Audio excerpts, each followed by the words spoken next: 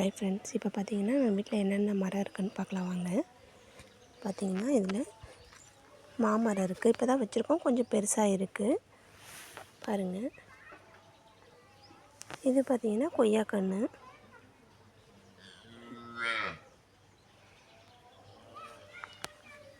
இது பப்பாளி மரம் பாருங்கள், சின்ன சின்ன பப்பாளியாக இருக்குது.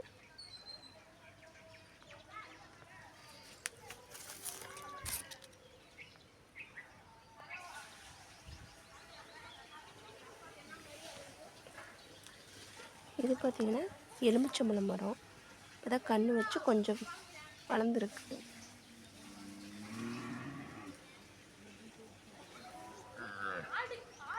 இது பார்த்திங்கன்னா மாங்காய் மரம். மாங்காய் மரம் பாருங்கள்,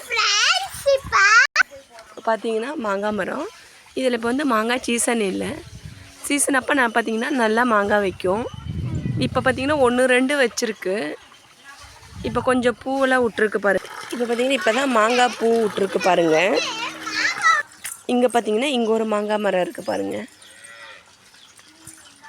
எங்ககிட்ட இப்போ 5 மாங்காய் மரம் இருக்குது ஃப்ரெண்ட்ஸ். இப்போ பார்த்திங்கன்னா இங்கே பார்த்திங்கன்னா வாழை மரம் வச்சுருக்கோம்.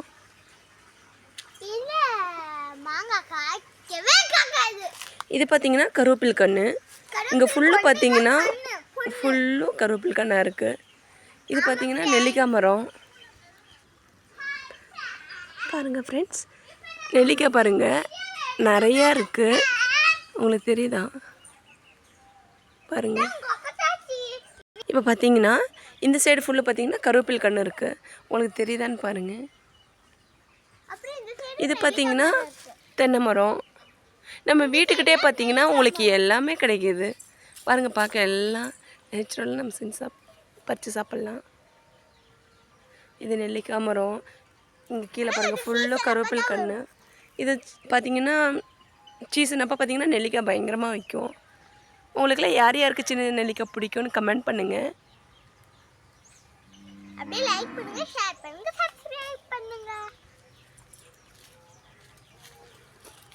இப்போ பார்த்தீங்கன்னா இது முருங்கைக்காய் மரம் பாருங்கள். நிறைய முருங்கைக்காய் காய்க்கும். இப்போ முருங்கைக்காய் சீசன் வந்துச்சுல, அதனால தான் பார்த்தீங்கன்னா பாருங்கள் எவ்வளோ முருங்கைக்காய் வச்சுருக்கு. சின்ன மரமாக இருக்கா, நான் பாருங்கள் எவ்வளோ முருங்கைக்காய் இருக்குது, உங்களுக்கு தெரியுதா?